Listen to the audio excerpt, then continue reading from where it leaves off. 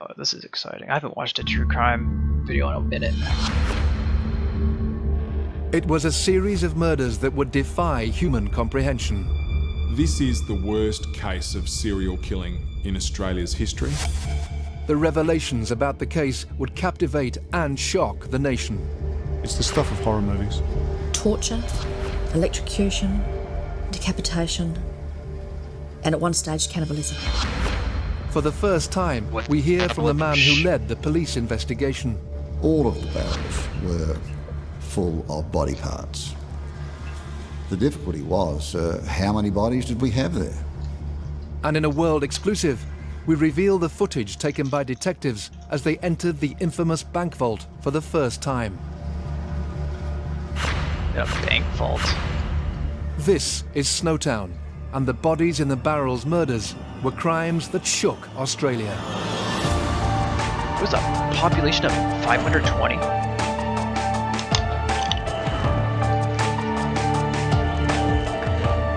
Did I read that correctly? It's a 520 person town.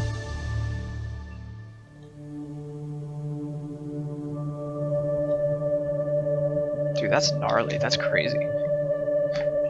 That makes it even. That makes it. I don't know why that makes it freakier. Adelaide has around 1 mil.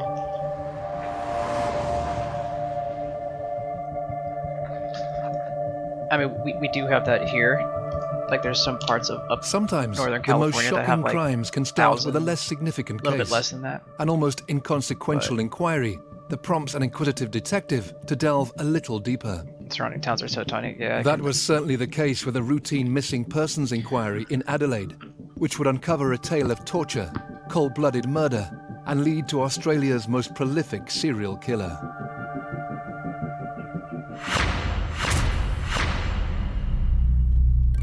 It's always the cannibalism part for me that just like, oh man, it's just a whole nother realm of psycho.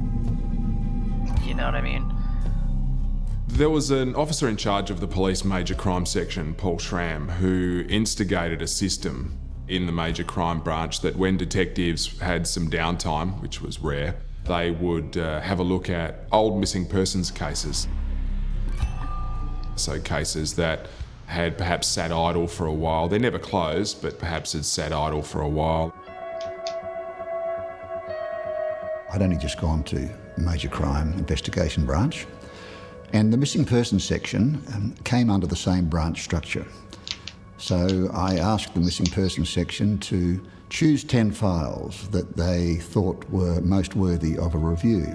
The reason he did that was that people who disappear really only disappear for 3 reasons, generally, and one is that they've chosen to, another is that they've taken their own life, and the third is that they've met with foul play. And when that possibility can never be discounted, then a missing persons case is always worth looking at and considering. The crazy thing is a lot of times missing people are taken by family or people that they know. A chap called Clinton Trezise. Unfortunately. Clinton Trezise was a down-on-his-luck young man who had spent most of his childhood in foster care. He disappeared in 1992 and wasn't reported missing for 3 years. You're really been? There wasn't really anything to go on. The usual trails had gone cold soon after his disappearance. Things like transactions in his bank account, they weren't occurring. Some of his possessions had disappeared at the time he did from his flat. A lot of people disappear in that way for whatever reason, and so it was a difficult case. While that was happening, there was another missing persons case that came to the attention of the missing persons unit, which worked side by side with the major crime branch. And that was a person called Barry Lane, who vanished and was reported missing by his family. And it became clear to the police fairly quickly that there was a link between Trezise and Lane, that they were associates. Sorry, just trying to see if I could... Clinton Trezise had actually been living with Barry Lane in the early 1990s, and the pair had become close friends. Rumours swirling around Adelaide's northern suburbs even suggested there was a physical relationship between them. Barry Lane was a bizarre, kind of reminds me of Hunter S. character. Thompson. He was a pedophile. He was a predator. He had no redeeming features. The detectives started to look into I didn't the want to say he background looks like a of creep, those but I two mean... people. And what we learned very early was that they were on a disability Sometimes you pension. can just tell a vibe with some people. Their disability you know? pension was still being drawn down at various ATMs. Traditionally, when you A look lot at of a it is the missing person's eyes. file, if that is happening, it may indicate that the person is still alive. Investigators searched Barry Lane's bank account, which revealed that regular withdrawals were being made. For a missing person, that was naturally suspicious, but what was more unusual was that most were being made from a service station north of Adelaide.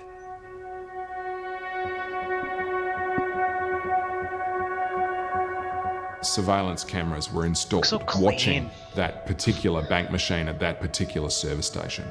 And pretty early on, pretty soon after those cameras were installed, police were able to obtain footage of a person making withdrawals from Barry Lane's bank account. Only it wasn't Barry Lane.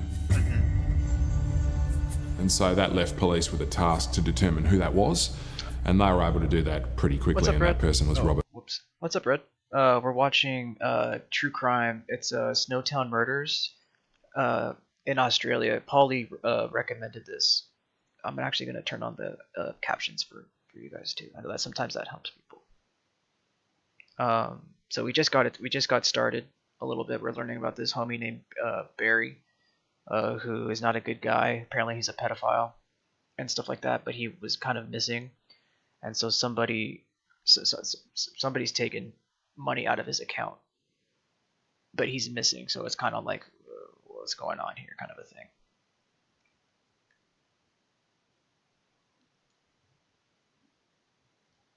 Yes, sorry, Red. I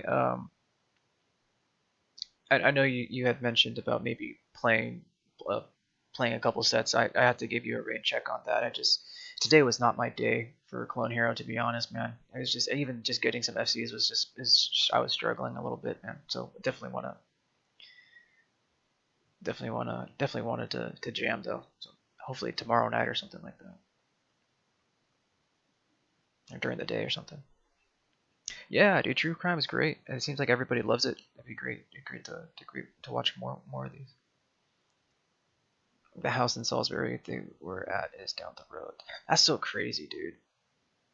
That's so gnarly. It's like right in your backyard. Robert Wagner. Shoulder Police sore. discovered that Wagner was a friend of that's Barry good, man. Lane's, Give me my, and now my he'd been wrist spotted taking money from the missing already man's feels bank better account. from like not playing as much. 2 weeks later, he was seen doing the same thing again. With Lane now missing for over 6 months, Barry police Lane. decided to follow Robert Wagner, and the trail led to the home of a man who also knew Barry Lane. His name was John Bunting. They had been seen and were known to have frequented each other's homes, you know, hung around in the same areas. The epicenter of that freaks. at the time was 203 Waterloo Corner Road at Salisbury North, which is where John Bunting was living with his then wife. And so the names John Bunting and Robert Wagner came up Was very the early wife in those missing persons A investigations. crazy person too. The pieces of the jigsaw were slowly falling into place. The more police searched, the more links they found between John Bunting, Robert Wagner, and missing people in Adelaide's northern suburbs. Slowly, Again, not to call a spade, but I mean, shit. a sinister tale was beginning to emerge, and in It's the November eyes, man. It's the 1998, fucking eyes. it took another ominous turn. At about that same time, Elizabeth Hayden was reported missing. Elizabeth Hayden. When police visited Hayden's home looking for the missing woman, they interviewed her husband, Mark. He claimed the marriage was over and his wife had left. His statement also mentioned another man who had often visited the house, John Bunting. Suspicions of foul play had always surrounded the missing persons cases since the review had started months earlier. But now, detectives were genuinely concerned that there was much more to this than just missing people. Their worst fears were realized when they made a chance discovery at Elizabeth Hayden's home. They learned that there'd been a four-wheel drive, a Land Cruiser, that had been parked in her driveway. Some neighbours had seen it being loaded up, and it disappeared. Loaded up. reports. The witness account described Bunting and Wagner loading garbage bags into a four-wheel drive at about the time she disappeared. The Land Cruiser was important to our investigation because it had disappeared from Elizabeth Hayden's premises at about the same time as she'd gone missing. So it was important to find out, had she met foul play, had she been conveyed in this particular vehicle, what was the relationship with her disappearance? But again, John knew The her Land Cruiser represented a before that. vital clue, the first breakthrough So that again, would people that eventually you lead know. police to the infamous bank vault and its gruesome contents. A lot of times that's what happens with these kidnapping situations, unfortunately. John Bunting, Mark Hayden and Robert Wagner were all interviewed separately, and they all provided a different account as to what had happened to that Land Cruiser, where it had gone and how it had been disposed of. So that immediately rang bells with the police. It became a vehicle that we needed to urgently Fucking find. idiots, dude. They can't even get their stories straight. Bunting and Wagner were soon linked to yet another missing person when the 1996 disappearance of Suzanne Allen was re-investigated. Her file was littered with connections to both men, including the two of them being spotted loading her furniture into a truck around the time she was reported missing. Throughout the review, gradually the names John Bunting and Robert Wagner just kept coming up as police were making routine inquiries into what had happened to these people. Whether it was as someone who had known them, a friend, had lived with them, or just had made a statement about the missing person's last known movements, those names, John Bunting and Robert Wagner, kept coming up. And eventually that meant they were a focus. By February 1999, the disappearances of Clinton Tresize, Barry Lane, Elizabeth Hayden and Suzanne Allen were all classified as major crimes. Only a few months later, a fifth name was added to the list, a former lover of Suzanne Allen called Ray Davies, who hadn't been seen since 1995. Police began to link more and more disappearances with the names Bunting and Wagner. But what detectives didn't yet realize was that a trail of missing people across Adelaide's northern suburbs would lead them 150 kilometres to an isolated country town.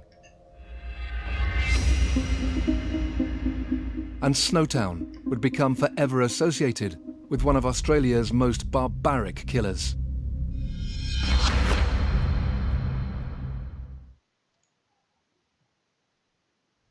In February 1999, detectives investigating the disappearances of 5 people were focusing their attentions on Adelaide's northern suburbs, the area where the missing people were last seen alive.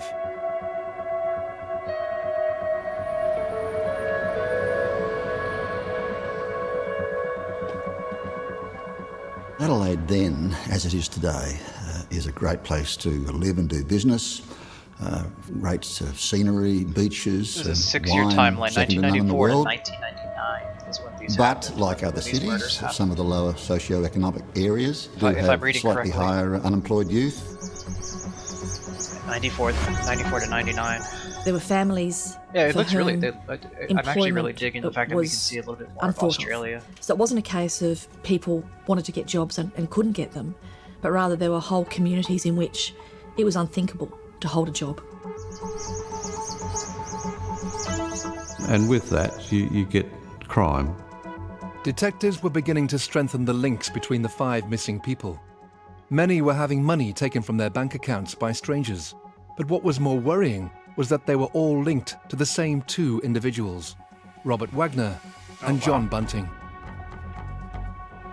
John Bunting didn't have a criminal history, nothing that was serious. There were no serious assaults or anything like that, just minor matters. Robert Wagner, the same, nothing serious.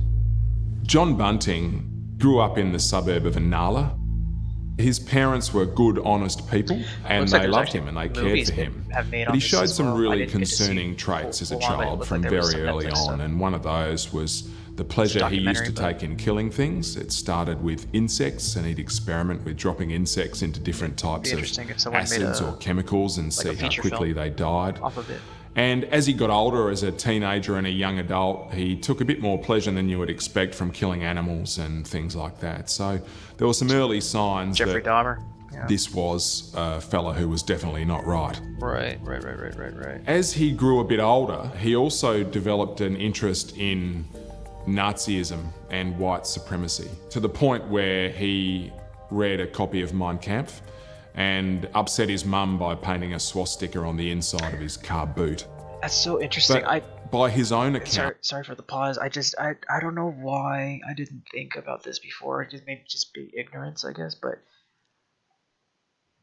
I would never think of Nazis being in Australia. I mean, obviously Nazism can be anywhere, but it just I don't know. It just didn't really click that would be some in a place other than like America. To be honest, it's just like just because of how much racism we deal with here. You know what I mean? That surprised me. That really does surprise me.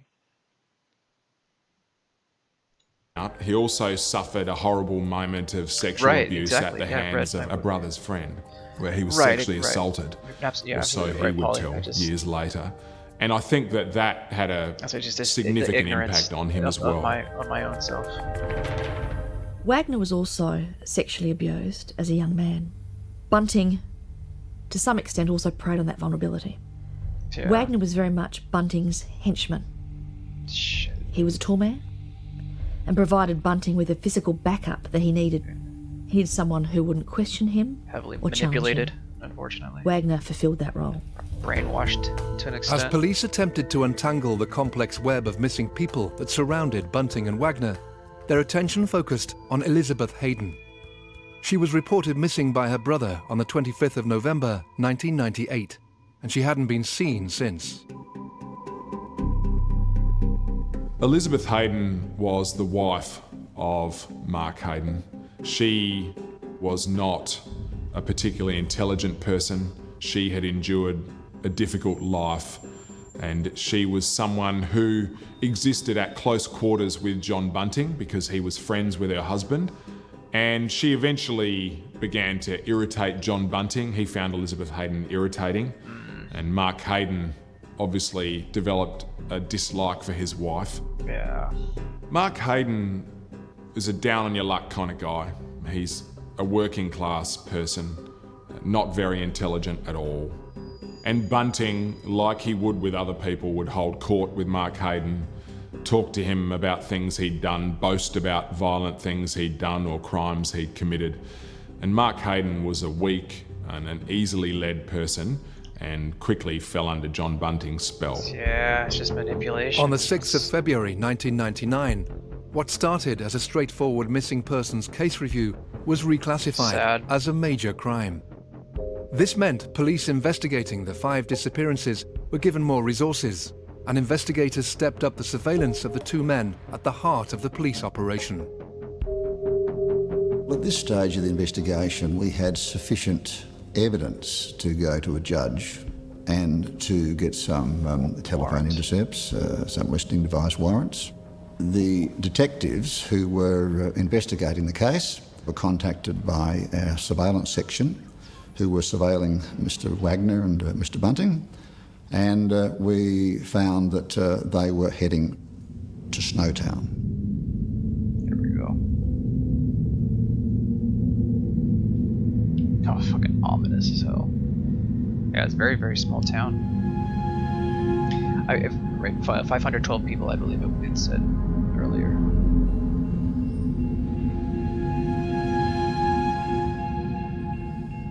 Snowtown's a small rural community about an hour and a half north of Adelaide.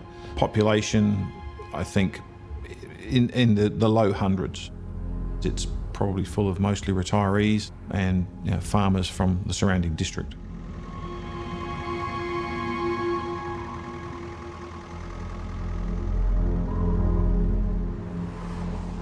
Now, this was the first time that Snowtown had come to our attention.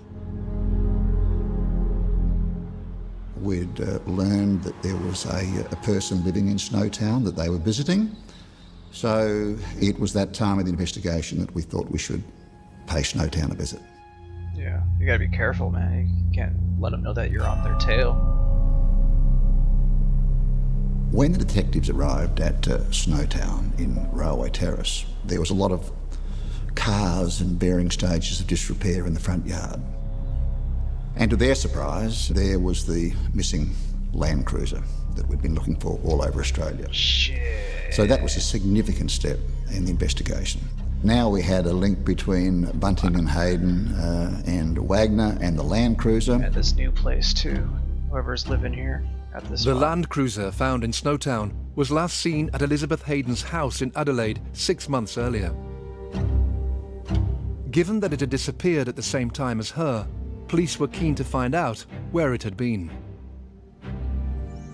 So we opted to go and speak to the owner of the premises, and he told crazy. that, Like, this is before GPS. in fact, stuff, that person you know. knew Mr. Bunting, Mr. Wagner, and a person called Hayden, and that, in fact, these people had rented an old bank building in Snowtown.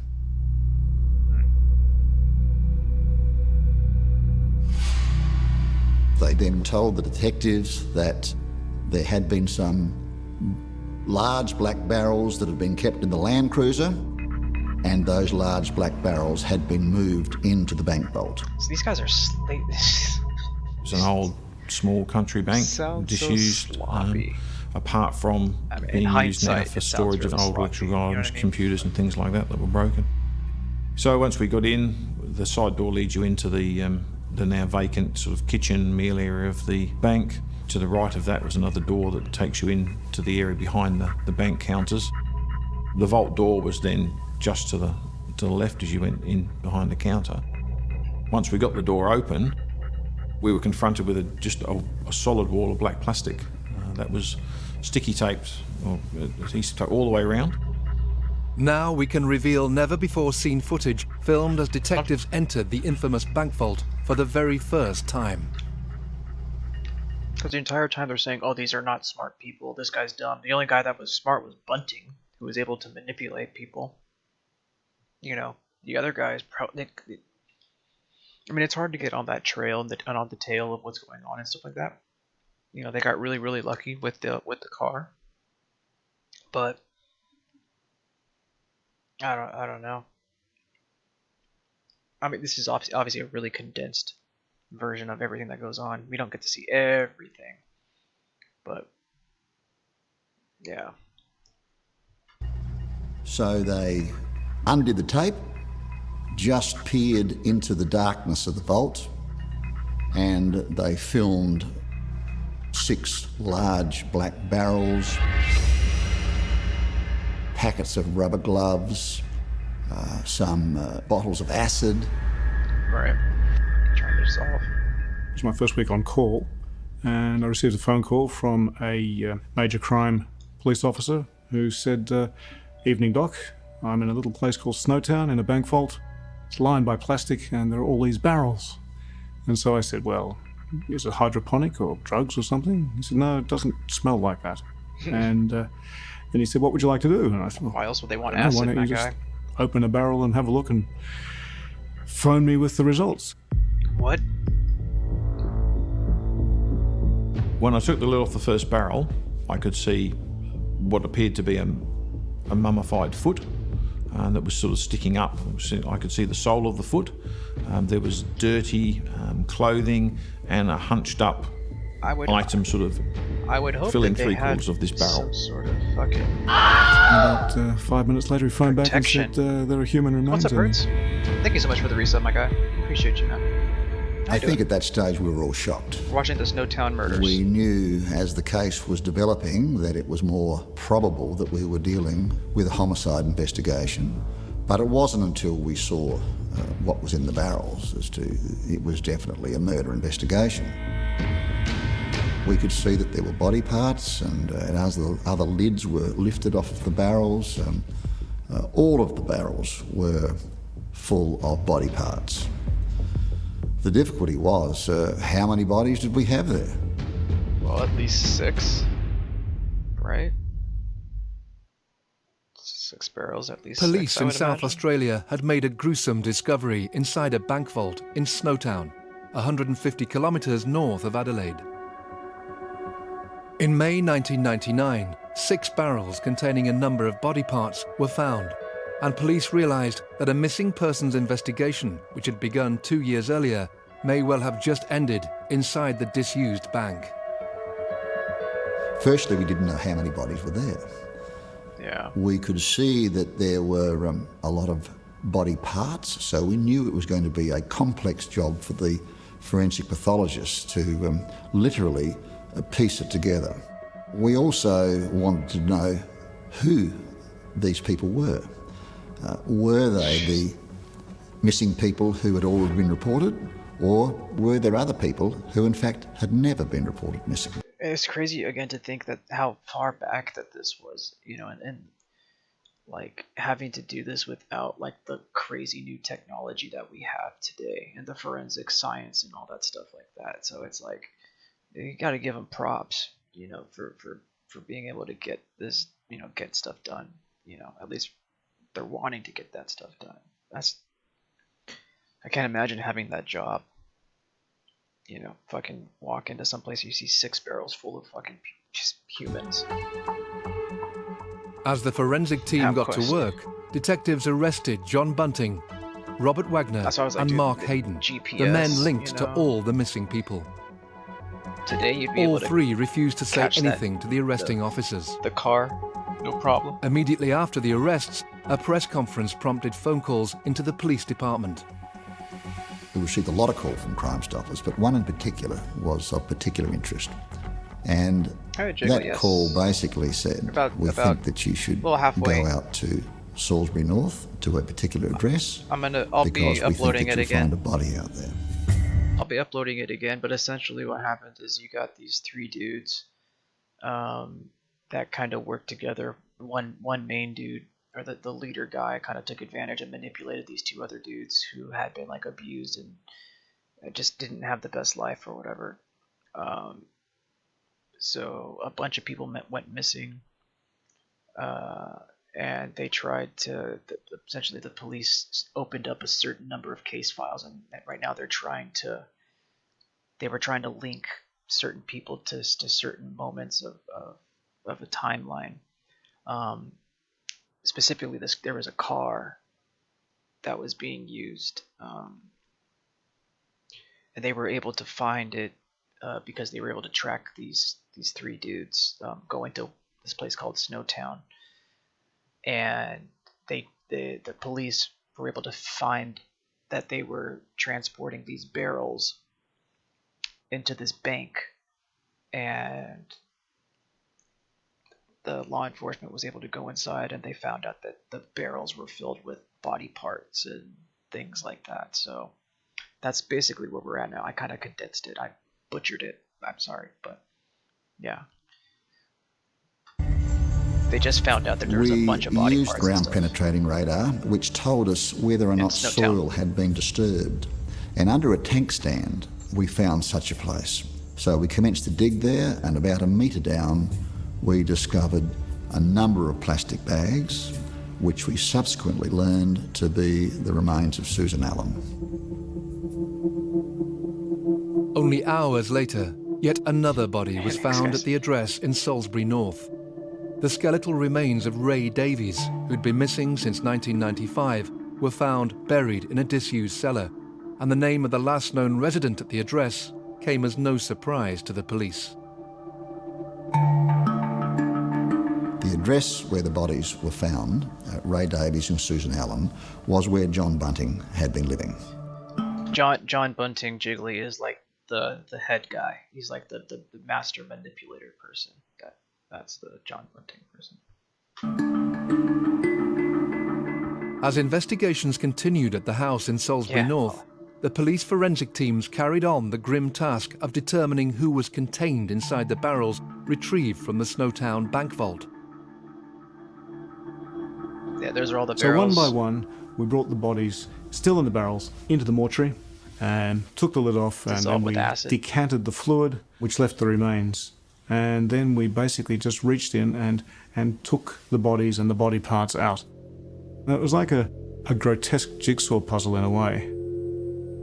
They had used acid to try and dissolve the bodies, but you need a lot of acid to dissolve bodies. And bodies have a tremendous percentage of water content, and so the water really neutralised the acid. So the bodies were just sitting in this almost sterile, oxygen-deprived environment, and that's why we could actually get some identification. There were tattoos present. There were fingerprints still that could be taken, and also we could see some of the methods that it used to kill these victims. Right, you could check if they were we sawed had off. Three cases that had ropes around their neck, and so that suggests that they were strangled with the ropes.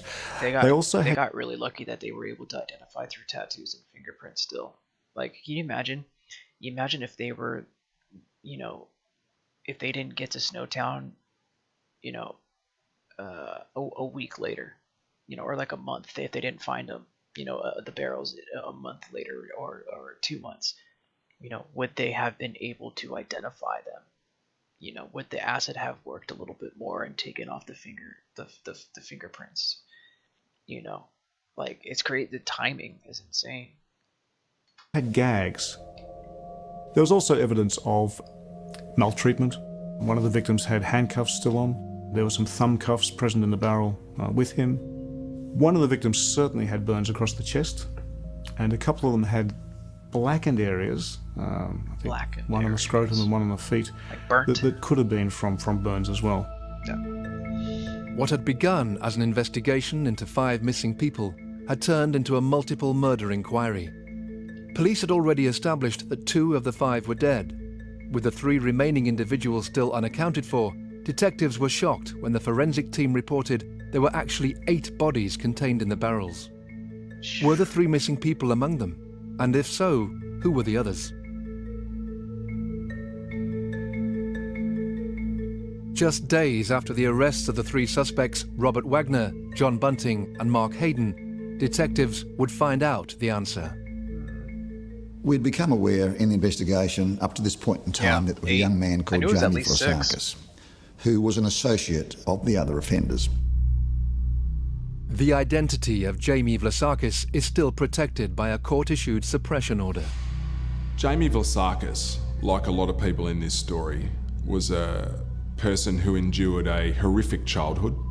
He was a young man who was born into a troubled family, whose father sexually abused him and then died when he was very young. Just as bad, Jiggly. At that point in his life, John Bunting walked in. That's crazy. John Bunting became a huge part of his life. He became the father he never had. Like so many other people that John Bunting exerted influence over, he was a shining light. He was a way out. He was a rescuer, a white knight, if you like. That's so sad. And that was the dynamic early on between them. So Jamie Vlasakis was right there, watching and listening as these events started to unfold. And as he grew older and became more useful, John Bunting involved him in these crimes. Over the course of several interviews, it kind of feels in the same realm of like Charles Manson, you know what I mean? Or like anyone with a cult, it's just like the preying on people that are not mentally stable or dealing with some sort of like high level depression or someone who's manic, who, it's very, very, very, very sad. People that take advantage, because it's not even just serial killers, but it's like there's regular people out there that like take advantage of people that are dealing with these kind of illnesses or shortcomings and whatnot. It's very, very, very sad.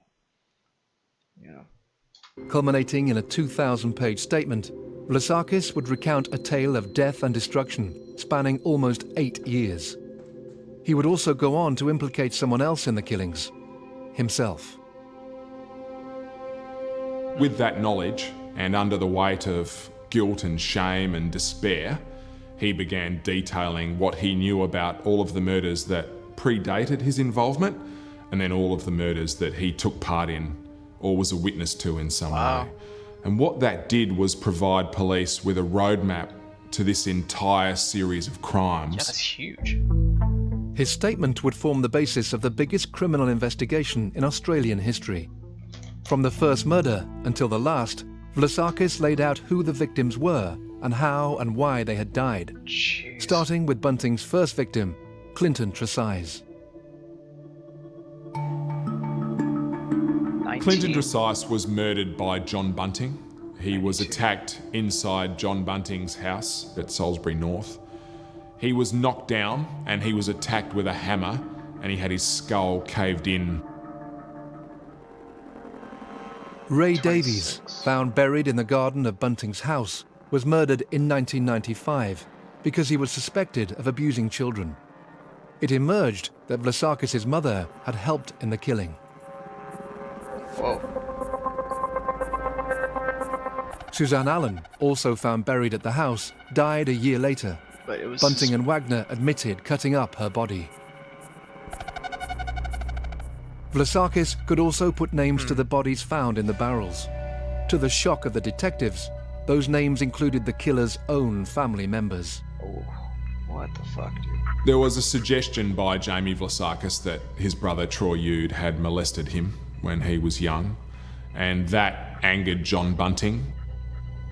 He was at home, he was in his bedroom, when Bunting, Wagner, Vlasakis and Hayden all turned up at the house, and then took him into the bathroom where he endured horrific acts of torture, burns, toes crushed with pliers, and was eventually murdered in there.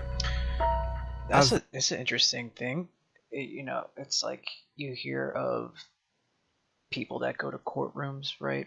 Of like a killer or someone that has sexually assaulted, someone's daughter.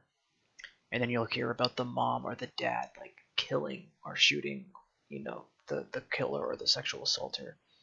And it's kind of, is that justified? Obviously this is a little bit bigger, but you have these people like John Bunting who, was told that this person might have been a pedophile or an assaulter or something like that, and kind of went in this like vigilante mode. Did they have this mindset of, I'm doing this for good?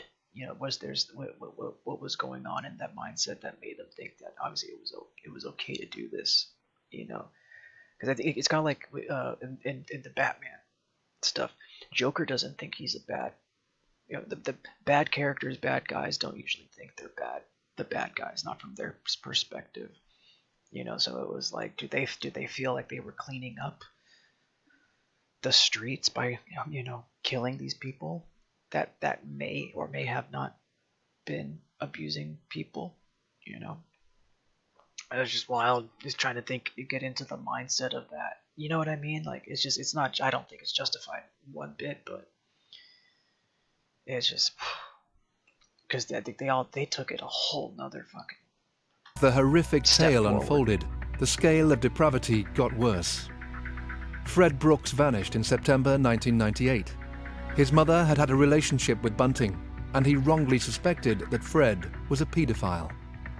No, heck. The murder of Fred Brooks was truly horrific. It was very possibly one of, if not the most horrific of all of these crimes. Future watch for sure. He endured unspeakable acts of torture before he was finally murdered. He was burnt with cigarettes, he had his toes crushed with pliers, he even had a lit sparkler forced down the eye of the penis, and he was restrained as it burned down towards his own flesh. It was a truly horrific, enduring moment of torture. So when he was finally murdered, it was probably some point of relief for a young man who must have known that he was going to die. Friends, too, died at the hands of the cold-blooded killers. Michael Gardiner died in September 1997 because Robert Wagner found his homosexuality offensive. Gavin Porter, an acquaintance of Jamie Vlasakis, was strangled to death in April 1998 because his drug addiction meant Bunting deemed him a waste. Yeah, Gary O'Dwyer was targeted in October. Yeah, see, it's this idea that they're cleaning up. It's this kind of like, for the lack of a better word, like a vigilante kind of mindset of like wanting to clean up, to make the world clean from people who are not deemed worthy in Bunting's eyes and stuff like that. Jesus Christ, it is so wicked. October 1998. Simply because Bunting that's said what it had been a dude, while since he'd killed I can anyone. feel that red. I felt There was also a that, sense that people were murdered as the killers covered their tracks, or they had simply outlived their usefulness. Barry Lane was a known pedophile. I think it was because of that background that made Lane a target for Bunting. Bunting knew what Barry Lane was, in his own mind, right from the start. But he tolerated Barry Lane because he wanted information from him about other people he knew, other pedophiles, people that Bunting wanted to pinpoint, punish, maybe even kill. So John Bunting used Barry Lane for information, and when he was done, or when he could no longer tolerate Barry Lane, he killed him. Thomas Trevelyan was involved in the murder of Barry Lane and helped dispose of Barry Lane's body. Thomas Trevelyan was a marked man from that point on because his behaviour was so erratic and so unstable that there was a risk that he would tell people about what had happened, and Wagner and Bunting knew that, and they killed him by hanging him to make it look like a suicide. Elizabeth Hayden, the wife of Mark Hayden, whose disappearance ignited the investigation, was also found in Snowtown. Killed because Bunting thought she knew too much. Her death marked a slowing in the pace of the killings as the police operation intensified. I was gonna be like, what did she do? Tragically, the 12th and final victim was murdered as the net closed in on the killers. David Johnson was Jamie Vlasakis' stepbrother. David Johnson had an interest in computers. He wanted to buy a new computer. And he was told that there was a computer for sale at Snowtown. Oh, dude. But that computer didn't exist. He was lured there, and when he was taken inside that bank building, he was ambushed by Robert Wagner. And if you're ever gonna buy something off Facebook Marketplace or buy something in person, take someone with you. I did that when I got my World Tour guitar. I took my buddy Steve. He drove with me, and we got it. Because you just never know. You fucking never know what some idiot could do. It'd steal your money or hurt you or anything like that. Yeah. And John Bunting. Protect yourself. He was tortured into giving his PIN number of his credit card. Several of the offenders were sent off to a nearby town to test whether or not the information was in fact correct. And when they returned to the vault, in fact, David Johnson had been murdered by Bunting.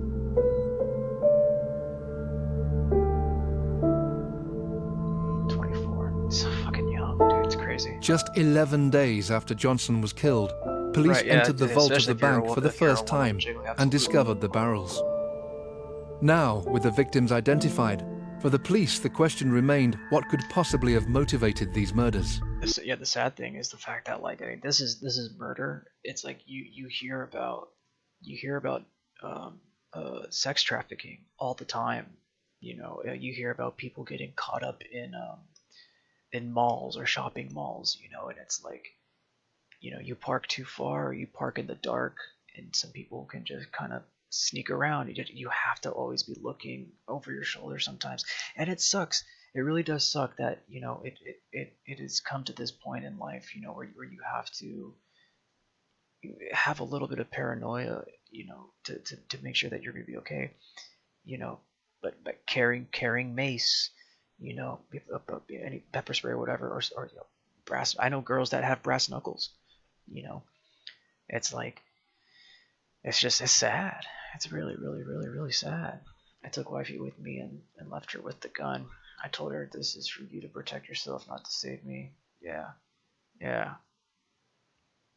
And that's the other thing too, is, you know, some there's certain states that even if you have the gun and someone comes at you, if you hurt them or kill them, you get in trouble for that. You know, it's just so tricky with everything, man. It's unfortunate. You know, it's people just trying to live their lives, live their normal life, you know, just go to work or get their groceries for their kids and, go home, watch some freaking Netflix. But, just someone like these guys, there's just something was just it's switched off, it's crazy.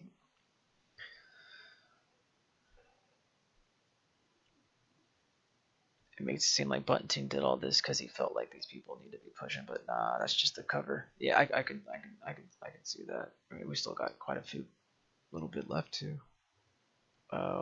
When we went to someone's house for that real dark, I got another trick I seen them use is tie it back to the car somewhere to mark it as a potential. Yeah, you see that a lot in hotels. You see a lot of that hotels. They'll mark something. It's just fucking, you have to be on the lookout. The answer to that lay in the dark and twisted mind of John Bunting.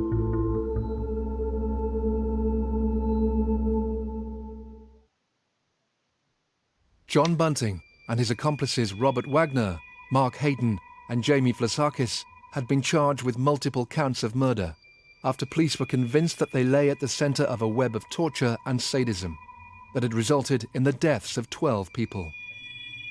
The question that would overshadow any trial: what could have motivated the killers? The key to what happened with these murders is Mr. Bunting. I mean, he sits at the centre of it. Right. He had a hatred of people, pedophiles, homosexuals, and in fact, he was inferring that was one of the reasons as to why he was committing these murders. Oh no. Bunting held himself out as a... You guys are getting a little bit of lag. Shit. Pause it really quick. What's up, Jacob? How you doing, man? Welcome back. There was a little bit of an issue earlier today. Let me know if you guys are back. It is almost done.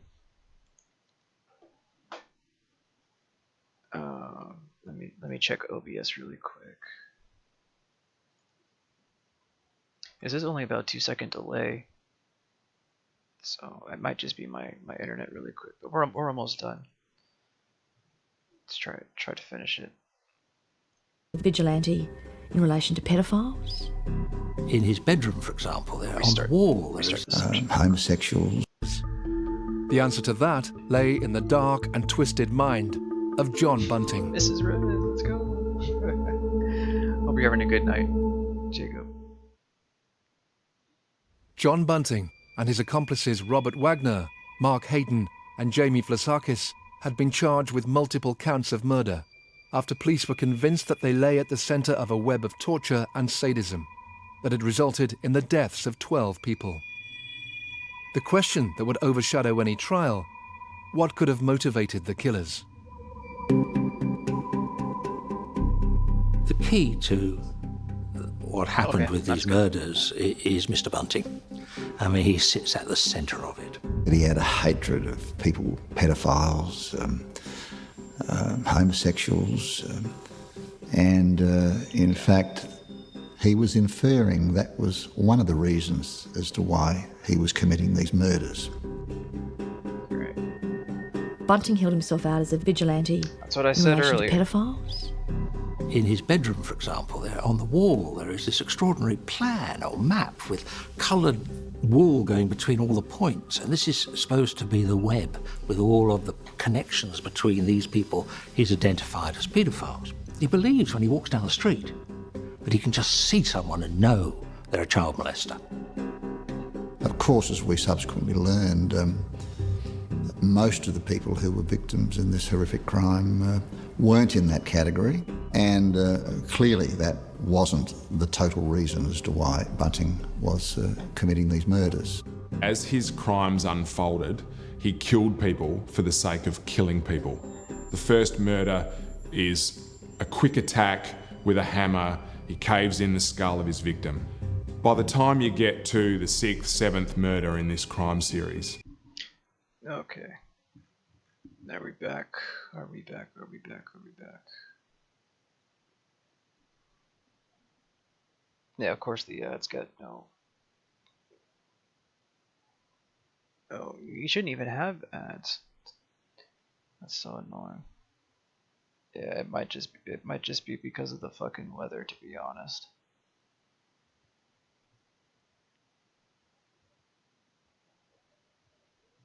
That happens. Because I haven't changed anything. And I mean, it's crazy because it's like, it's playing it no problem, but.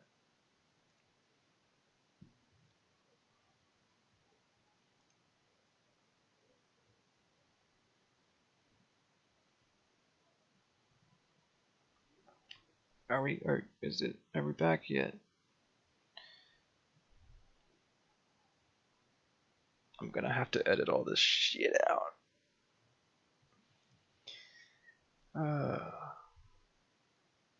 It sucks, dude. It's like the last 10 minutes of the fucking thing.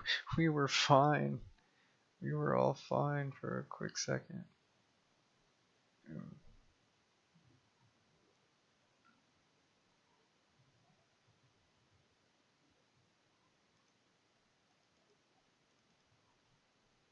Okay.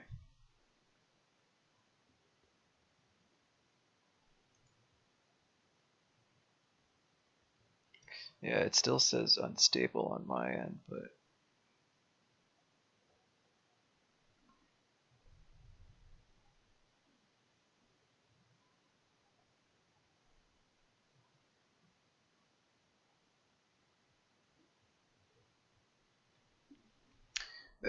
that might be it, Jiggly. I'm just gonna finish it, guys. I apologize. Hopefully the recording works, but I'm gonna be posting it anyways. So we'll power through. He accepted his punishment and went on to become the star witness against his co-accused. Go back a little bit. Committal hearing, and with the committal hearing began. Designed to test all the evidence before trial by jury, the process would involve almost 70 witnesses. There was an enormous amount of information, an enormous amount of evidence that we had against these offenders. Something like 2,000 witness statements, almost 5,000 exhibits. Because it's like, it's 6 months into the committal hearing, and with the whole of Australia, if not the world, watching, news broke of a dramatic YouTube development in the anything. case. On Thursday, the 19th of June 2001, Jamie Vlasakis pleaded guilty to 4 counts of murder and was sentenced in Adelaide's Supreme Court to 26 years for his part in the killings. He accepted his punishment and went on to become the star witness against his co-accused.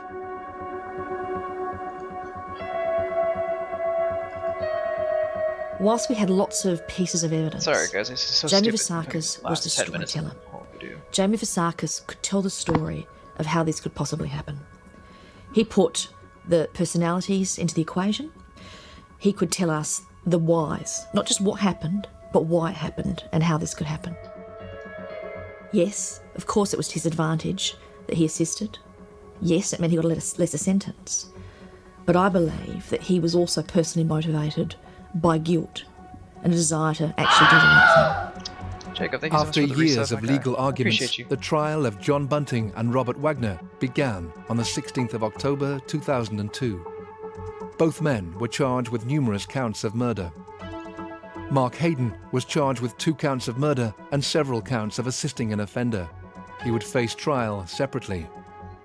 When John Bunting and Robert Wagner stood in the dock in court, almost always, their mood and their appearance was defiant. They were not people who looked like they had any remorse in any way. They were not people who looked like they were emotionally overcome by the things that they'd done or by hearing about it again. They were defiant. The prosecution's case was as convincing as it was shocking. Forensic evidence found in the bank placed Bunting, Wagner and Hayden inside the vault in contact with both the bodies and a variety of weapons and tools used to torture and dismember their victims. They could also prove that Bunting and Hayden had rented the bank vault, that's actually and pretty- financial that's- records illustrated that the trio That had might gone to actually great help, Red. lengths to steal their victims' money. I'll have to try that next time. But For these perhaps the longer- most chilling longer evidence videos. I was think it's found just- on a I honestly series think of it's- audio it might be the cassettes weather, uncovered because during the during investigation. Clone Hero, it wasn't that We're bad. partway through the trial. We had a phone call from the police. And all the other saying React stuff, it was they not had something bad. that we needed No to one hear. said anything about the And line. that was a tape recording which purported to be the voice Unless someone of else Susan some Allen. weird thing and with the connection, but when that was played, I had it no problems was earlier today. basically saying, don't worry about me, I've found a boyfriend and I've gone overseas. And in fact, we found some witnesses later on that had listened to that tape in a telephone call, and they believed it to be the missing person. So that did influence police's belief that in fact she was still alive. We of course subsequently found out that that was part of their method of operation. He would make them read certain things out and say certain things which were recorded, and then these were put together so as to make what appeared to be phone messages to friends and relatives from the person who was now dead. Given their graphic nature, the audio recordings have never been publicly released. And also, of course, he extracted information from them about their pensions and their bank cards and things like that. So there was a small element of the pragmatic thief, but a large element of the vile sadist. During the trial, the jury had to hear about the most horrific details in terms of what happened to these victims. That involved torture, electrocution, decapitation, and at one stage, cannibalism. It was just talking following about the the final cannibalism now. murder in this crime spree, and that was the murder of David Johnson. And Robert Wagner and John Bunting removed a portion of his flesh in the bank vault at Snowtown and took it across the road in a plastic glove to their friend's house and told him that they had some roo meat to cook. And they fried this piece of flesh in a fry pan on the stove and cut it up and served it not only to themselves but also this friend of theirs. And he ate it and they ate it, and it was a disturbing moment, but the friend didn't know what it was. Oh, poor friend, dude. The prosecution rested their case after 174 days of arduous and extremely graphic detail. In comparison, the defense team contesting the charges took just 18 minutes. If the court or the media expected to hear any revelations from the killers themselves, they would be disappointed. At the conclusion of the prosecution case, each of the accused were entitled to give evidence. Both elected not to give evidence and remained silent.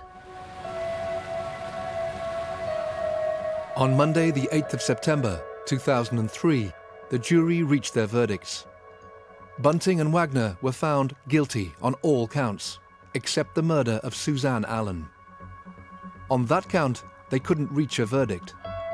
Bunting and Wagner claimed that she had died of natural causes and they had buried her. The evidence wasn't solid enough to prove otherwise. The judge commented that they had been involved in killing for pleasure.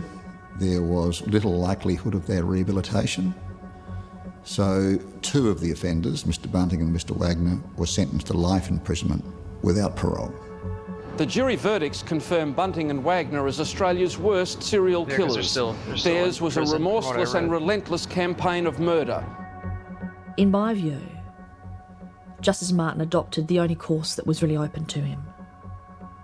The crimes that were committed were so horrific, so beyond human comprehension, that these men can never be released back into the community.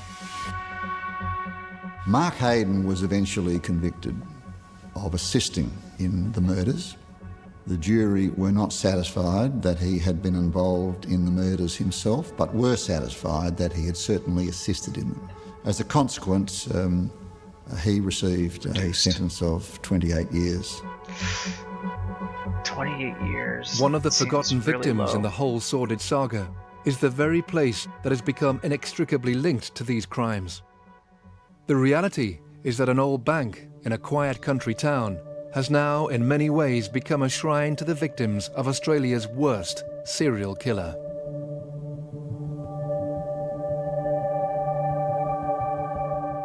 It's such a shame that Snowtown will always be synonymous with this horrific crime, when in fact none of the people charged ever lived there.